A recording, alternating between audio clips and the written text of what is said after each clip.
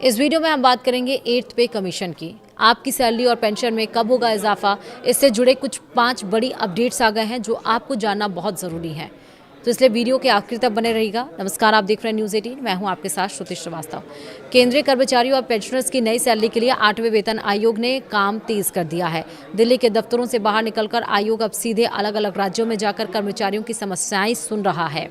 दरअसल केंद्र सरकार के विभिन्न विभागों में काम करने वाले करीब 1 करोड़ से ज़्यादा कर्मचारियों, रिटायर हो चुके पेंशनर्स के लिए एक बहुत ही काम की खबर है।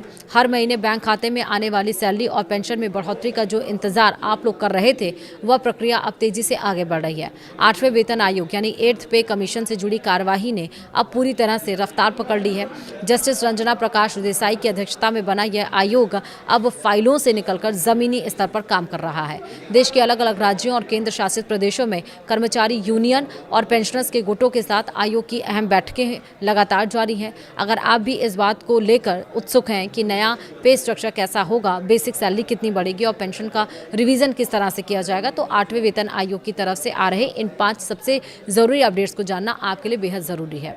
सबसे पहले तो बता दें कि वेतन आयोग का काम सिर्फ दिल्ली के दफ्तरों में बैठकर नहीं हो रहा है। फिलहाल यह आयोग अपने परामर्श और विश्लेषण वाले बेहद अहम दौरे से गुजर रहा है।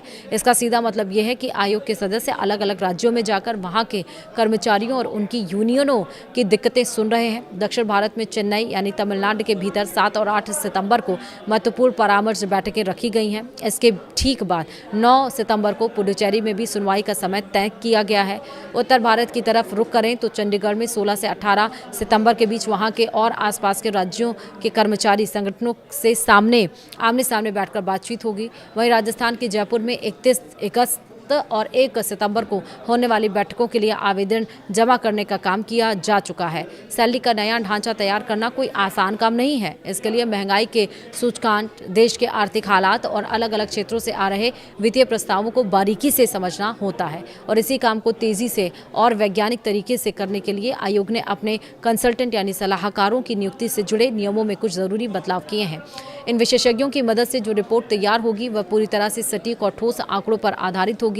सरकारी कर्मचारियों के बीच आजकल सबसे ज़्यादा चर्चा फिटमेंट फैक्टर को लेकर ही हो रही है, क्योंकि इसी से तय होता है कि सैलरी में असल उछाल कितना आएगा। आपको याद दिला दें कि 6ठे वेतन आयोग में यह फिटमेंट फैक्टर 1.86 तय किया गया था। फिर 7वें वेतन आयोग में इसे बढ़ाकर 2.57 कर दिया गया, जिससे बेसिक सैलरी में अच्छा खासा इजाफा देखने को मिला था। अब 8वें वेतन आयोग को लेकर कर्मचारी संगठनों की तरफ से लगातार यह मांग उठाई जा रही है कि फिटमेंट फैक्टर को 3.68 से लेकर 3.83 के बीच रखा जाए।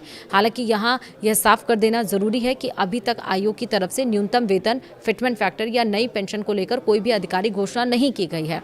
आखिरी फैसला आयोग की पूरी रिपोर्ट और उसके बाद सरकार की मंजूरी पर ही निर्भर करेगा।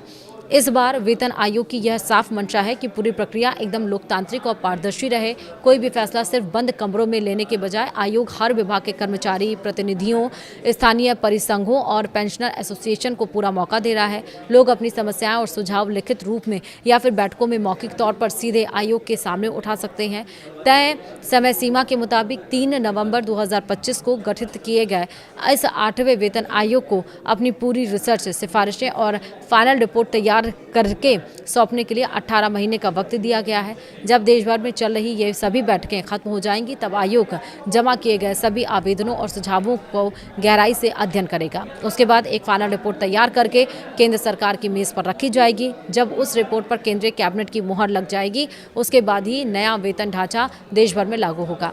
चूंकि 8वां वेतन आयोग अभी शुरुआती बातचीत और आकलन के दौर से गुजर रहा है, इसलिए कोई भी नया फॉर्मूला अभी तक आधिकारिक रूप से पास नहीं हुआ है। ऐसे समय में अक्सर कई तरह की अफवाहें तेजी से फैलने लगती हैं। सभी कर्मचारियों और पेंशनर भोगियों को यही सलाह दी जाती है कि वे इधर उधर की बातों पर ध्यान देने के बजाय सही और पुख्ता जानकारी के लिए सिर्फ 8वें वेतन आयोग के आधिकारिक पोर्टल या वित्त मंत्रालय की तरफ से जारी होने वाले आधिकारिक बयानों पर ही भरोसा करें।